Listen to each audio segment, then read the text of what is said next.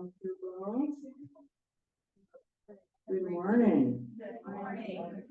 And welcome to the Vashon Island Unitarian Universalists. My name is Mary Van Hemley, and I will be your service leader today. If you are visiting, please participate as you feel comfortable.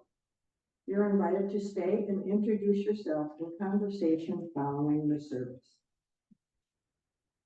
Our congregation is committed to individual freedom of belief, welcomes diversity, seeks to promote a sense of community, and fosters religion which enriches the spirit. We are mostly lay-led communities, strengthened and enriched by weaving together the volunteer contributions of members and friends. Our community is supported and guided by our minister, Reverend Victoria Poling. We acknowledge that we are on the traditional homelands of the Swabash Coast Salish Native people. The Puyallup people have lived on and stewarded these lands since the beginning of time and continue to do so today.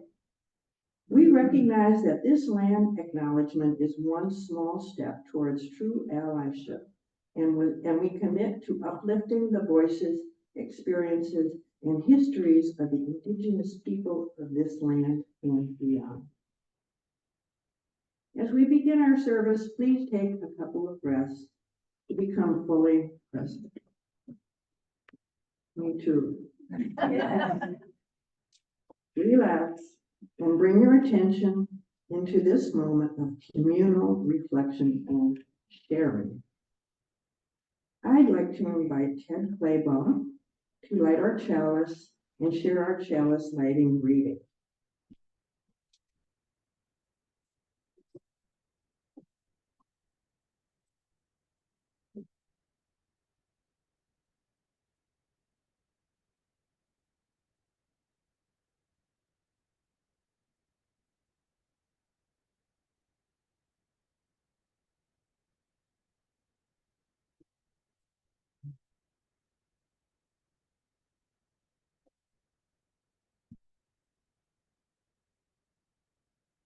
Our chalice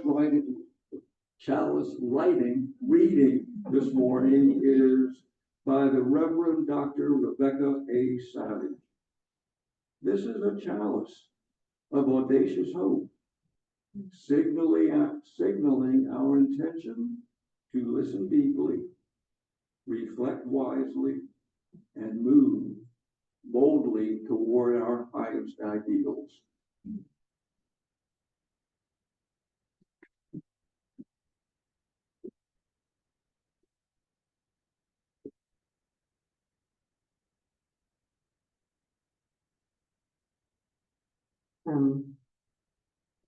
Now, we were going to have a guest speaker, Reverend Mike Walker, but he's unable to come this morning. And so we are going to have him recorded. And I'm just going to describe his background first. And then you're going to be playing the recording. Okay. All right. After 11 years of interim ministries all over the country, Reverend Mike is now on hiatus from active ministry while he completes a PhD in clinical psychology. He is currently in the all but dissertation stage of that process. His dissertation seeks to identify psychological predispositions for cult development. He continues to serve in a volunteer capacity in the UU Ministers Association as a program planner for continuing education and collegial gatherings of ministers, and also in the Ministerial Formation Network as a mentor for new colleagues in ministry. He now resides with his family in Sequim, Washington. Okay, we're going to have his opening words. In benediction, these closing words come from the Reverend Scott Taylor, entitled Room for the Voice of the World. Oh, these are the closing words. Sorry, guys. It's like, don't you want the opening words? Yeah. Let's do that instead.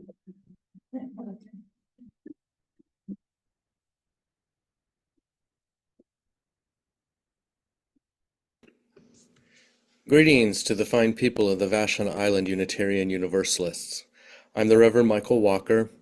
I'm a longtime UU minister who's done interim ministries all over the country, and I now reside in Sequim, Washington. I was very much looking forward to coming down to Vashon to visit all of you today, and I'm sorry, but alas, I came down with a mild case of COVID earlier this week, and just for everybody's health and well-being, I'm recording my parts of this service instead of being there in person. I do hope I get to come and see you all someday, and I apologize for the recordings. Our opening words come from the Soul Matters team. It is entitled The Whisper of Our Souls. Come, let us listen with new ears. Do you hear it? That voice, so familiar, yet still far. Less a longing and more of a knowing. A whisper of something inside that seems to have known us longer than we've known it. Come, let us listen together. May it ever be so, and blessed be you all.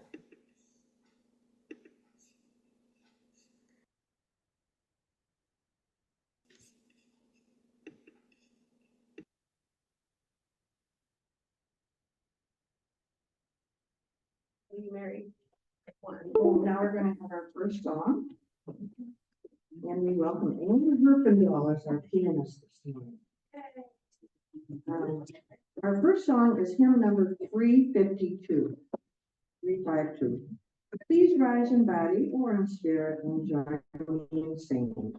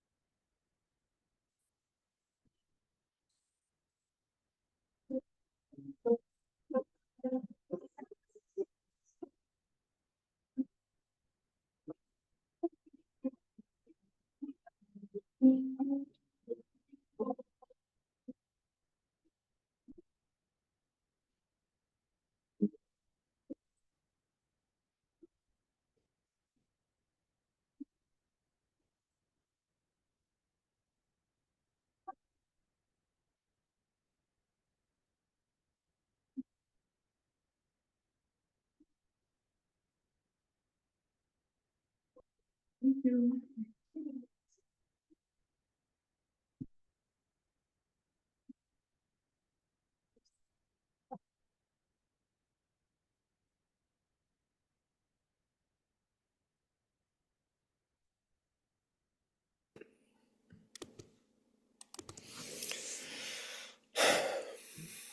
Does it seem like no one is listening to anyone else these days? Like everyone is talking over everyone else, drowning each other out. Illogical statements and preposterous claims have taken over the public discourse and found its way to personal conversations, such as with a friend or a family member who has differing views from one's own. I've experienced this myself in terms of some members of my own extended family who are ardent supporters of Trump and who do not see the illogical or preposterous nature of some of the nonsense I hear them repeat. And since this is only the second time in American history that the presidential candidate of a major party is not white, I've noticed that much of the nonsense I hear has a racist tone to it. And this is why I'm exploring the topic I am today. In his history about philosophers, Diogenes Laertius quoted this aphorism: "We have 2 ears and 1 tongue, so that we would listen more and talk less." He attributed this to Zeno, the founder of the Stoic school of philosophy, as something he said to another person who was speaking nonsense. To be able to say that to some people I know, you know what I mean? Do you know who I wish would listen more and talk less? Well, yes, him, but I actually meant people, more broadly. We have such a long history in the US of treating people of color, for example, so poorly. From slavery to emancipation, from Reconstruction to John Crow, second-class citizenship to the Civil Rights Movement, to today and Black Lives Matter. In all this, the white affluent guardians of the status quo have spoken so loudly and nonstop that it has been difficult for people of color to even speak and say what it is that they need to feel like they are truly equal and safe in our society. It is striking to review the civil rights movement of the 1960s and compare this to the tragic events which led to the emergence of the BLM movement in more recent years. The Reverend Dr. Martin Luther King Jr. and all those who marched alongside him might ask, how is it that we've come so far, yet have not achieved equity and equality in society? I'd like to share some of what MLK was working on back then and reflect on how that work continues today. Dr. King spoke out against racial inequality in society. He spoke against white supremacy and the KKK. He pointed out inequities in housing, employment, and justice when comparing how black and white people are treated, and he spoke about a dream he had for his children. I look at all those things that Dr. King and so many others worked for, and I realize that for all the progress that has been made, it has not been enough. And in fact, in some instances, one might argue that society has actually regressed. We often hear quotes from the "I Have a Dream" speech, which are beautiful and aspirational, while also challenging society to make a change.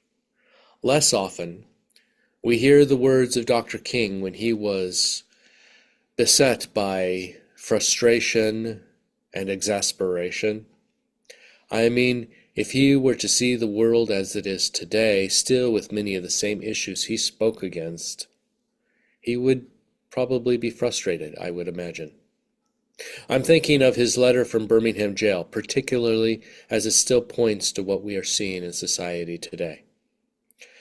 Dr. King and others involved with the Southern Christian Leadership Conference were called to Birmingham, Alabama in 1963 to peacefully and nonviolently demonstrate for the end of racial segregation in society and to end institutional racism. In this era and region, institutions, services, businesses, and even doorways were labeled whites only, or less often, labeled for colored people.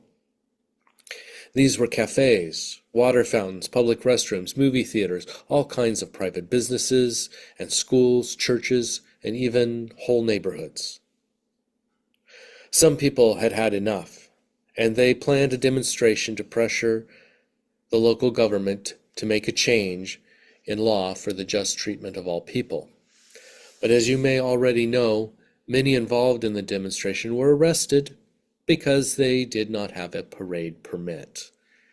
A permit which, of course, would never have been issued to an organization deemed black or sympathizers of the same. So, they demonstrated without a permit. While he was sitting in a jail cell, someone brought Dr. King a newspaper that contained an open letter written by 8 white religious leaders. It is a bit horrifying to me to realize that these would have been my colleagues and peers had I been in ministry in that place and time. These pastors, like others in other cities and throughout the South during the Civil Rights era, wrote that they wished outsiders would not come to their city stirring up trouble, and made the prediction that justice and equality would come when it is time, and that no one really needed to protest about it. Just let time take its supposedly natural course. This was a time in which elected leaders in Alabama were all white.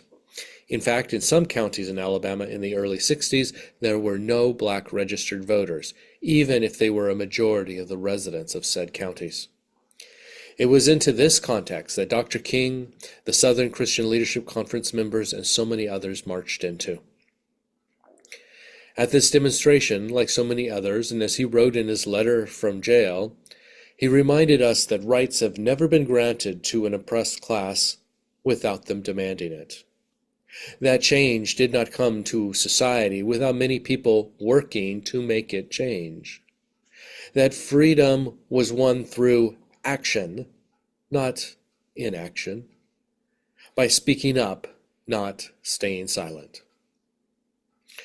His letter was largely aimed at white moderates, including elected and religious leaders all across the country, and not just the 8 that wrote the letter in the newspaper. Dr. King said to all who would listen, and I quote, I must confess that over the last few years I've been gravely disappointed with the white moderate. I have almost reached the regrettable conclusion that our great stumbling block in the stride towards freedom is not the Ku Klux Klaner, but the white moderate, who is more devoted to order than to justice, who prefers a negative peace, which is the absence of tension, to a positive peace, which is the presence of justice, who constantly says, I agree with you in the goal you seek, but I can't agree with your methods of direct action, who paternalistically feels that he can set the timetable for another man's freedom, and who constantly advises the Negro to wait until a more convenient season. Shallow understanding from people of goodwill is more frustrating than absolute misunderstanding from people of ill will. Lukewarm acceptance is much more bewildering than outright rejection, wrote Dr. King. It feels as if he is speaking today. I could well have imagined those words at a prayer vigil in so many cities, or at our southern border, or perhaps spoken through a megaphone outside the White House right now. Why not? The message he shared seems timeless, regrettably in part because some things just have not changed, even if we thought they had. Or they did change for the better for a while, but now it feels to some of us like our society is backsliding, and we wish that to stop.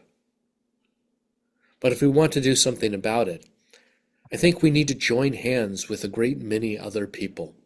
We will not solve the problems of the world if we never look beyond our provincial concerns or our local problems.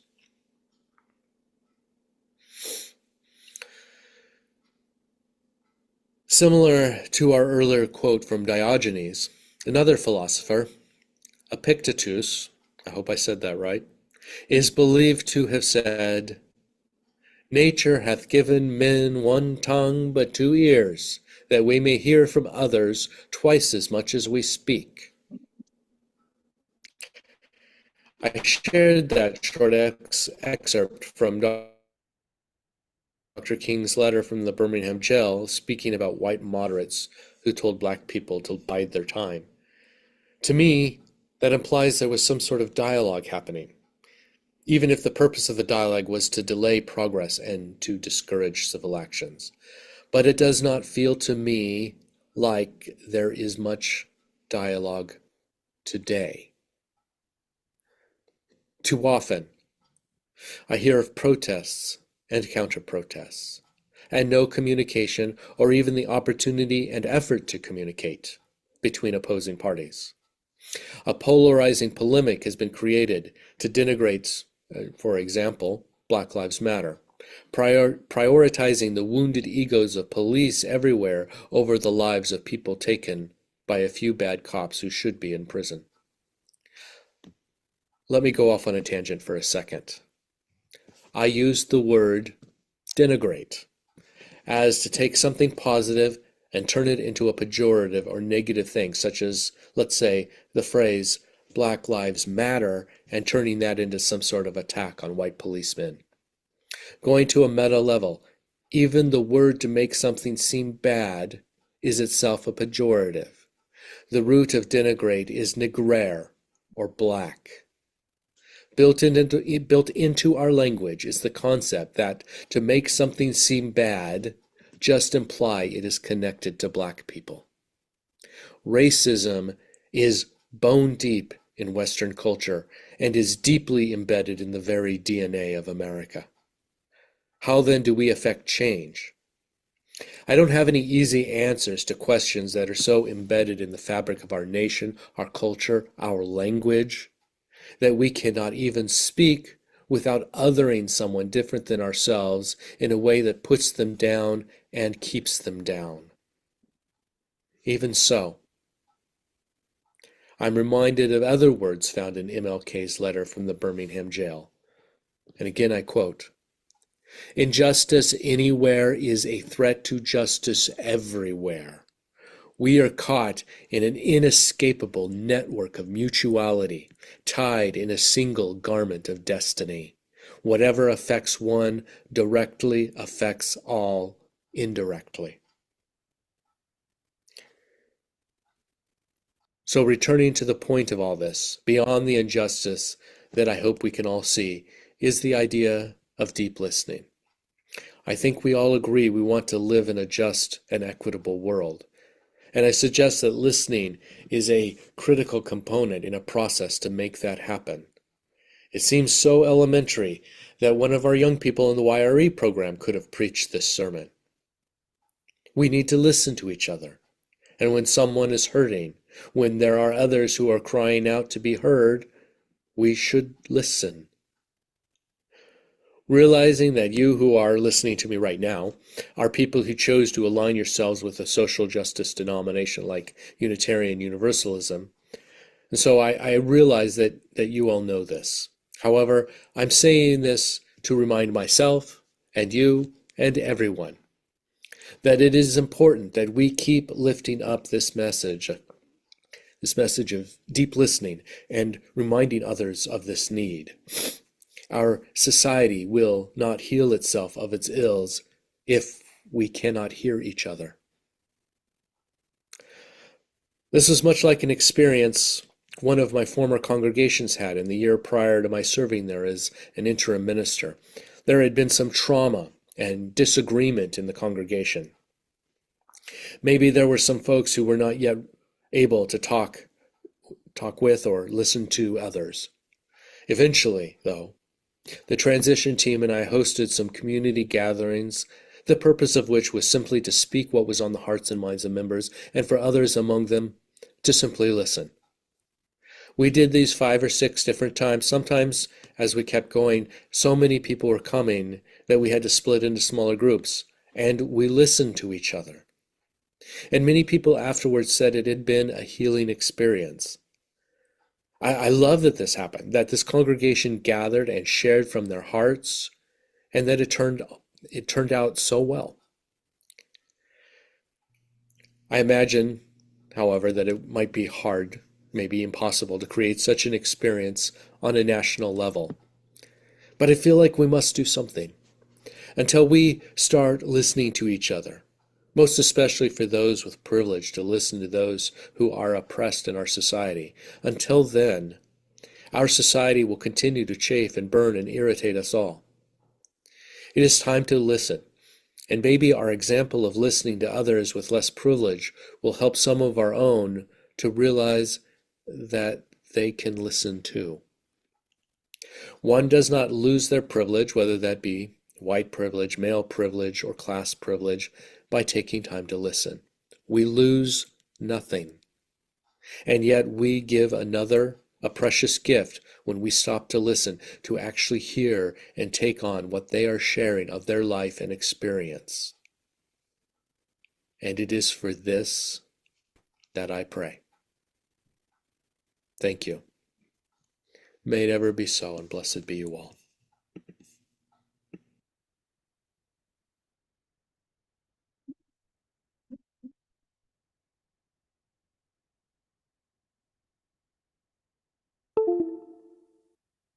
Thank you, Reverend Mike.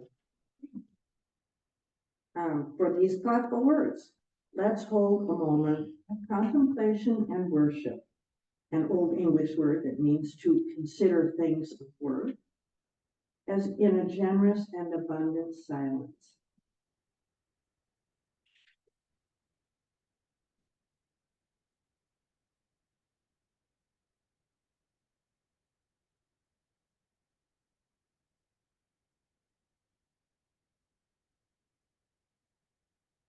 Our second song is hymn number 391, Voice Still and Small. Please rise in body or spirit, or stay seated, and join me in singing hymn number 391.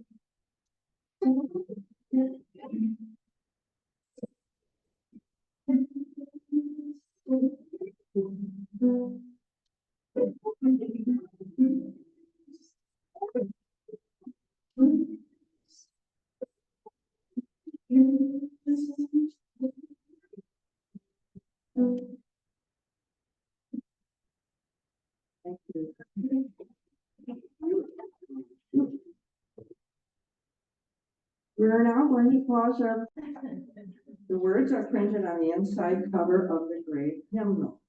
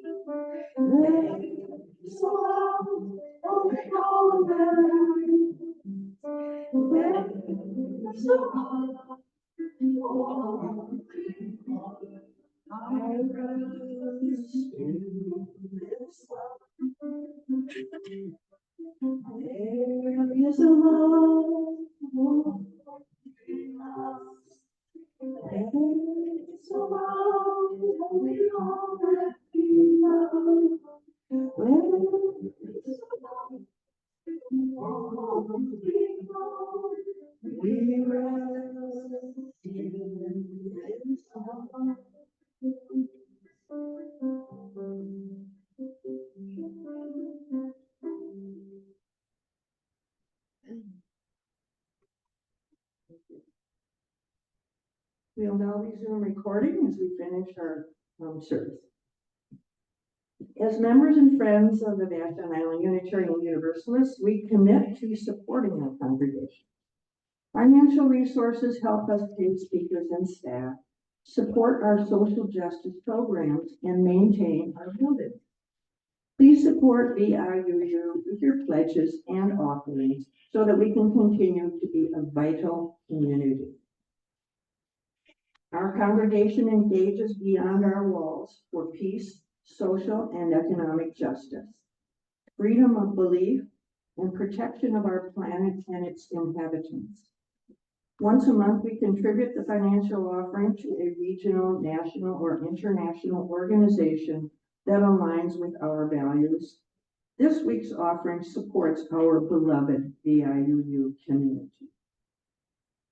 As we receive our offerings, please join us in singing, "We Give Thanks." The words are on the inside cover of the gray hymn.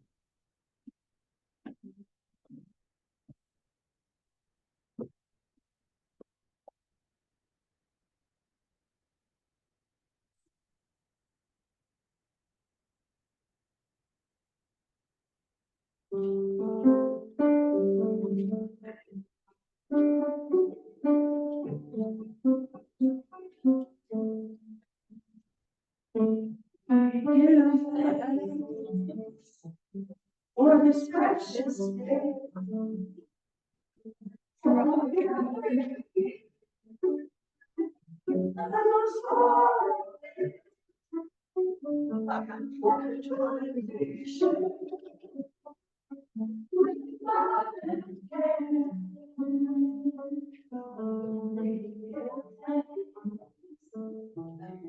this precious day.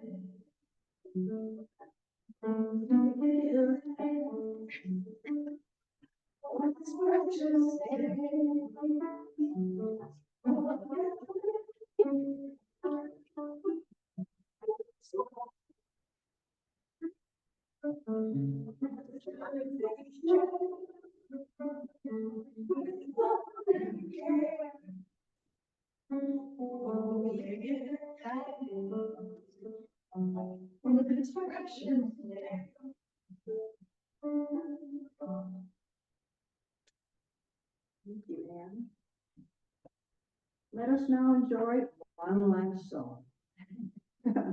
Hymn 34, number 34. Though I may speak with greatest fire. Please stand in body or spirit and join me in singing.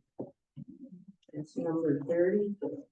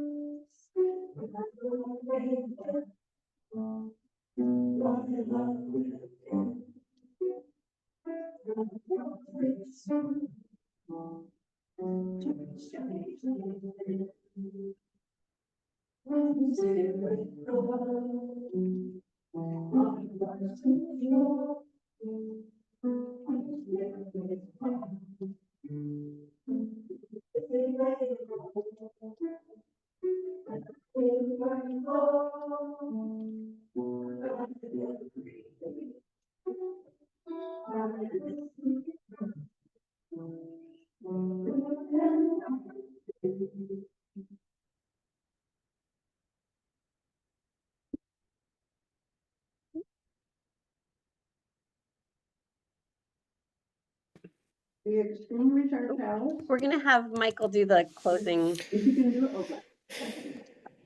In benediction, these closing words come from the Reverend Scott Taylor entitled Room for the Voice of the World. As we leave this space, may the bonds we feel remain. May the words of this day continue to guide and steady us as we make our way. May the silence we held for each other keep us tethered in that place of calm, to that opening in our hearts that allows the grace of the world to continually flow in and speak. May it ever be so, and blessed be you all. And finally, dear folks at the Vashon Island congregation, That's what he looks like. I apologize again for not being able to be with you in person. I hope that someday I can. I do want to thank your worship team and the Reverend Victoria Poling for the invitation to preach. I want to wish you well and goodbye.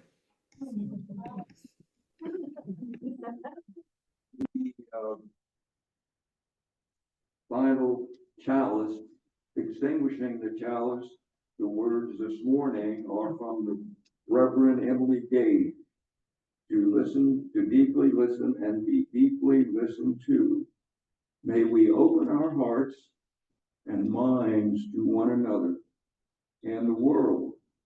May we let ourselves be changed by the stories around us. May we deeply listen and be deeply listened to, and be held in silence and love. And so may it always be.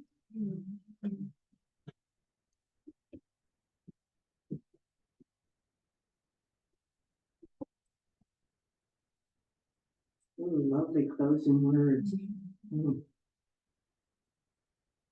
We extinguish our chalice with these words by Dr. Reverend Emily Gage. Oh, I'm sorry. You just did.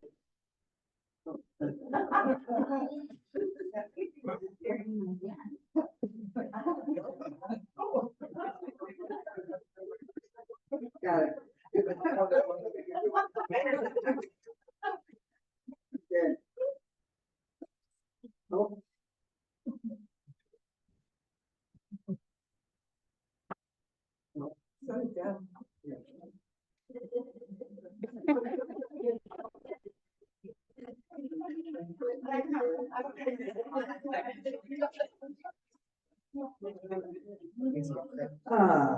The formal service is now over. And I'd like to give a very special thanks to Rent Walker, or Mike Walker, our musician, Ann Herfindahl, Ted Clayball, Dennis Kostelecki, and setup group number 1, and you all for participating in today's service. Thank you. Now, this is the first Sunday of the month, so we like to have a little time to honor those in our community celebrating their birthdays during the month of October. I hope you're there.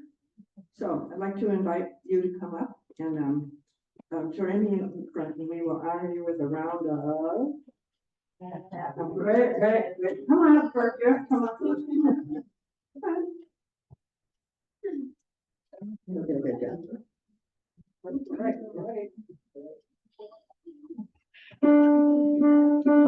Birthday to you. Happy birthday to you. Happy birthday, dear Sophie. Happy birthday to you.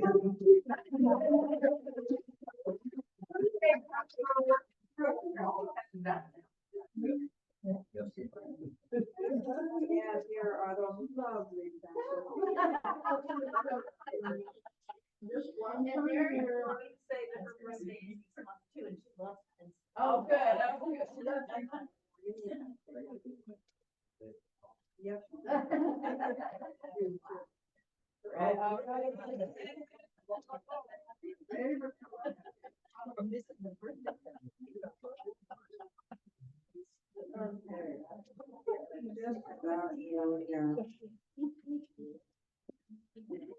So we will now continue with, VIUU announcements. If anyone has an announcement related to our VIUU activities, please line up and come forward and tell us about what we can expect to come.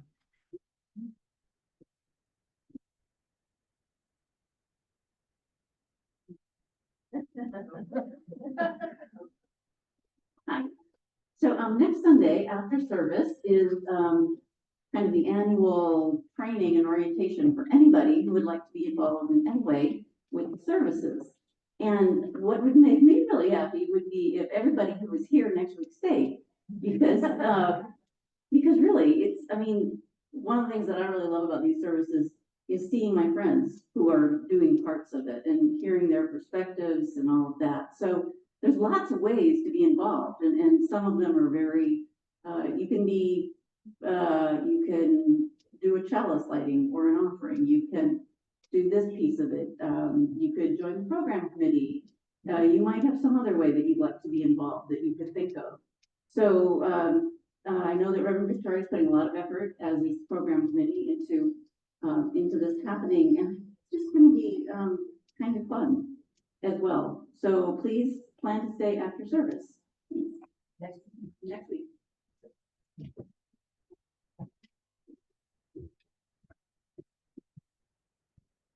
Oh, you have an announcement? I do. Oh, yeah. 2 weeks in a row, I know, so.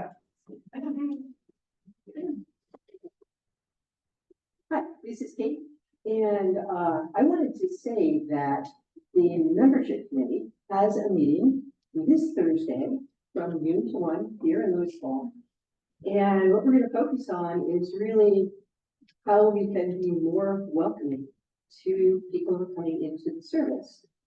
And think about, how we do the nitty-gritties and what do we want to do. And I would encourage anybody who wants to come. This does not commit you to staying on the membership committee for the rest of your life, depending. But many of you are essentially our readers. Readers are the Sunday setup team. And so every team needs to have a couple of readers, and I would love to have some of you come and talk with each other about how best to do this. So this week, Thursday at noon here.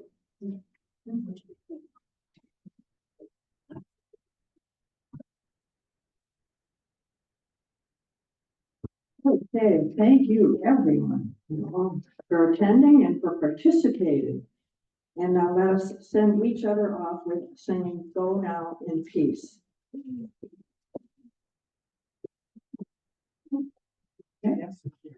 Go now in peace.